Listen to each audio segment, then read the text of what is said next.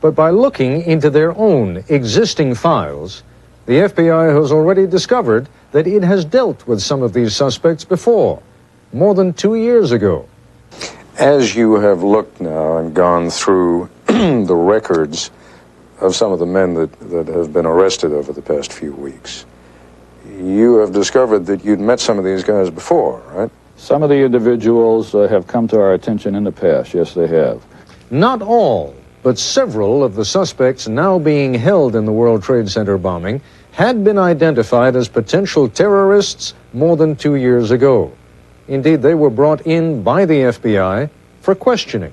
During the Gulf War, we took very seriously the threat to the United States from terrorist elements.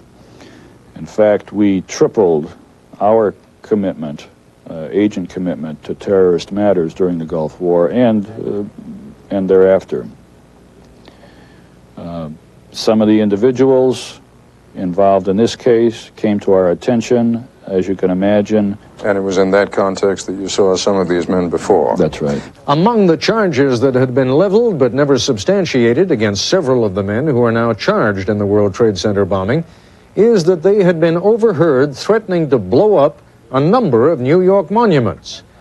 But back then, 2 years ago, the FBI was unable to muster enough hard information to warrant a full-scale investigation. As useful as that would sound for the neocons after 9/11, this Nightline revelation just before the landmark plot sting in the immediate investigation of the 93 Trade Center bombing actually counters the current or official narrative. Why?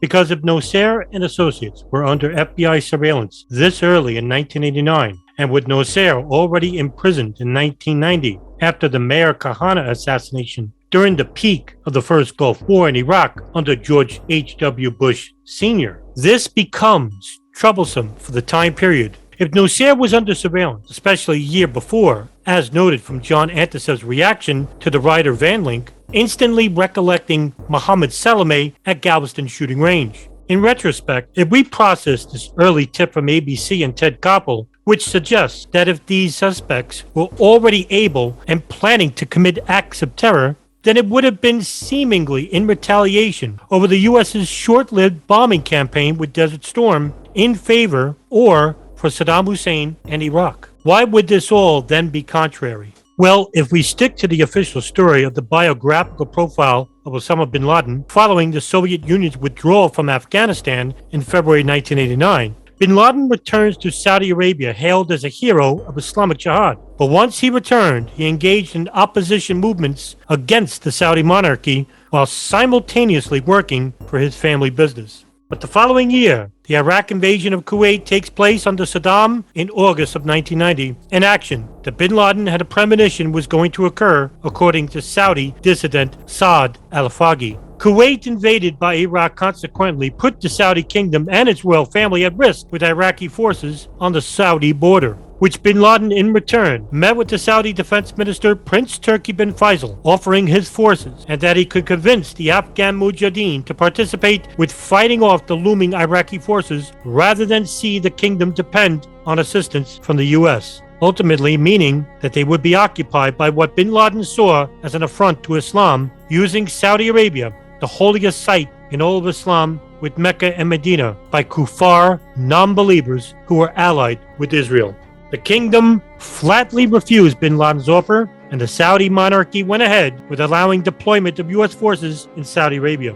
Shortly after, bin Laden publicly denounced Saudi dependence on the U.S. military, which led to the Saudi kingdom using the intelligence services, the General Intelligence Directorate, to suspend bin Laden's passport and hold him under house arrest. This led to a secret meeting between bin Laden and head of the Saudi intelligence, Prince Turki bin Faisal, to meet, where he would offer bin Laden an alternative: leave the Saudi kingdom, and in return, his finances would be returned and his passport active. Bin Laden agreed, and in 1992, he relocated to the Sudan, where he was met with welcome in full accordance with Hassan al-Turabi, a popular Muslim cleric, which not long afterwards, bin Laden, still an obscure figure, appeared on a top full-page portion in the international section of UK newspaper The Independent on December 4th, 1993. 9 months after the World Trade Center bombing, under the now infamous title, Anti-Soviet Warrior Puts His Army on the Road to Peace. And oddly enough, that year, less than 2 months after the World Trade Center bombing, the H.W. Bush assassination plot was uncovered in Kuwait to target the former president right before his scheduled visit to Kuwait City on April 14th to commemorate the international coalition victory against Iraq in the Persian Gulf War. Clinton was convinced the attack was masterminded by the Iraqi intelligence service by false claims, mainly based on confessions extracted through torture that were then later retracted. Despite all that, President Clinton launched a Tomahawk cruise missile strike in Baghdad on August 26, in retaliation, an attack that just happened 2 days after the New York landmarks raid in Queens. Later on, in October, New York investigative journalist Seymour Hersh will state that the government's case was seriously flawed, noting that 7 bomb experts had told him that the devices were mass-produced and probably not manufactured in Iraq, and that an analysis by the CIA's Counterterrorism Mission Center concluded the assassination plot was most likely fabricated by Kuwaiti authorities. This incident was later cited as justification by junior President George W. Bush for the illegal Iraqi invasion after 9/11. And astonishingly, this assassination attempt on his father was never actually solved, which then leaves the open question as to who actually organized or contracted it. Or in the corruptive nature of the State Department or U.S. intelligence, no attempts are known of cultivating an Al-Qaeda link from it, not even in retrospect. And the reason could be based on impossibility of Al-Qaeda still in its developing stages. Because according to staff writer for The New Yorker and author of the 2006 book The Looming Tower, Lawrence Wright, that from notes taken at a meeting on August 20th, 1988, Al-Qaeda was a formal group with Abdullah Azzam, which by that time Bin Laden had already split from the Maktab al-Khidmat, wanting a more military role. This in turn becomes a basic revelation of an organized Islamic faction, and its goal is to lift the word of God and make his religion victorious. However, 3 months earlier, on May 29, 1988, Osama's oldest brother, Salim bin Laden, had died in San Antonio, Texas, from a Sprint ultralight aircraft accident crashing into high-voltage electric power lines. Salim bin Laden's death was a devastating blow to Osama and essentially a point of newfound hatred for the U.S., as he had looked to Salim as being a dominant family figure and as the founder of the Saudi bin Laden Group, managing the family's extensive investment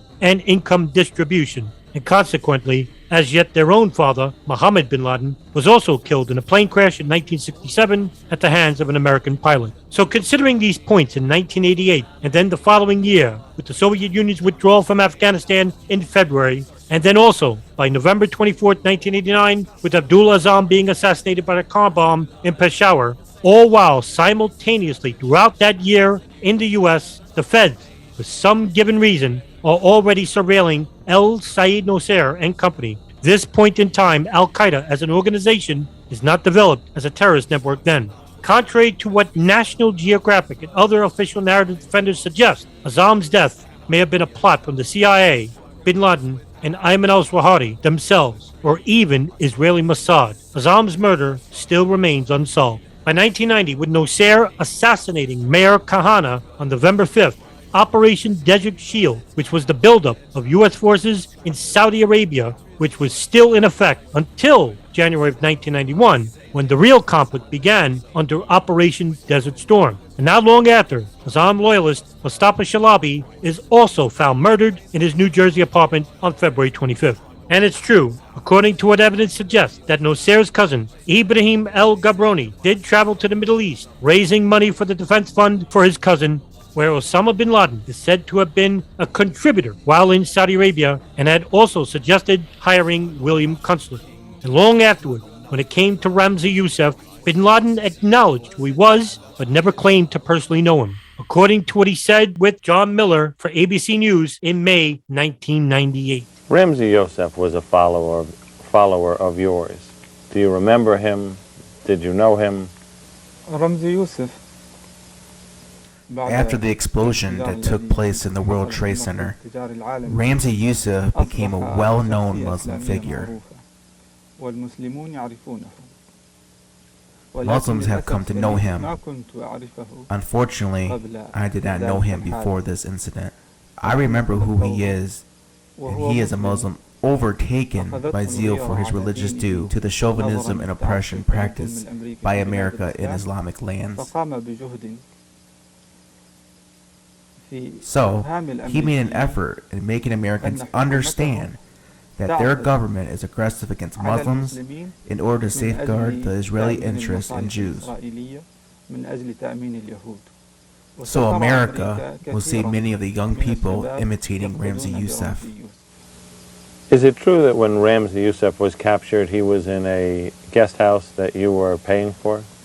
Based on what has been reported in the news, we learned that he was unfortunately captured by American intervention in Pakistan in some hotel. If the present injustice continues with the wave of national consciousness, it will inevitably move the battle to American soil, just as Ramzi Yousef and others have done. This is my message to the American people. I urge them to find a serious administration that acts in their interests and does not attack people and violate their honor and pilfer their wealth. Though there are certain overlaps with those that are deemed as al-Qaeda operatives, it makes no sense why bin Laden would have networked or admired the KSM family with Yousef with their vitriol for Shiite and Persians, when bin Laden himself had no qualms against Shiites, nor especially the nation of Iran, which he had even visited, as well as one of his sons who had lived there for a long period. Aside from the historical record puzzled well after, which puts bin Laden as not having been responsible for any terrorist attack until 1992, with the bombing of the Gold Mihor Hotel in Aden, killing 2 people, for this alleged al-Qaeda or bin Laden association timeframe back in 1990, specifically regarding Nosair's assassinating Kahani, this notion becomes not only a question of how, but about why. Why then would bin Laden be interested or network with Nosair, who's already suspected of possible militant or terrorist activity during the Gulf War, which would garner more U.S. military activity within Saudi Arabia and the region, contrary to what bin Laden wishes? Adding that bin Laden was no fan or friend with Saddam Hussein or Iraq when he offered his mujahideen to fight them. This also brings about the question of how. How could bin Laden be involved or network with Nosair in 1989 when bin Laden is still in the process of transitioning, with both Abdullah Azzam being alive and the blind sheikh still requiring another year until he appears in the U.S., overstaying his visa to move there?